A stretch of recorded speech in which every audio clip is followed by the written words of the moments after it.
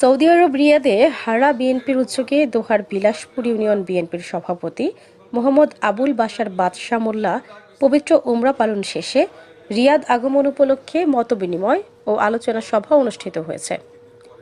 রিয়াদের হারা স্থানীয় একটি রেস্টুরেন্টের হলরুমে বিএনপি নেতা ধলা মিয়ার সভাপতিত্বে মোহাম্মদ বাবু মোল্লার উপস্থাপনায় প্রধান অতিথি হিসেবে উপস্থিত ছিলেন বিলাসপুর ইউনিয়ন বিএনপির সভাপতি মোহাম্মদ আবুল বাশার বাদশাহ মোল্লা। বিশেষ অতিথি হিসেবে ছিলেন যুবনেতা আরিফ মৃধা, মোহাম্মদ নজরুল, লোকমান, ফয়জুল শেখ, লুৎফর রহমান, আলমাস মোল্লা, মোতালেব রারি, হারুন মোল্লা, সুমন মোল্লা প্রমুখ।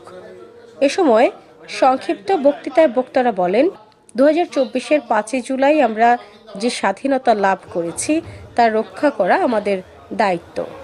শেষে প্রধান অতিথিকে ফুলেল শুভেচ্ছায় সিক্ত করেন স্থানীয় প্রবাসী বিএনপি নেতৃবৃন্দ। তোহা আক্তার, ডেস্ক রিপোর্ট, বর্ণ টিভি।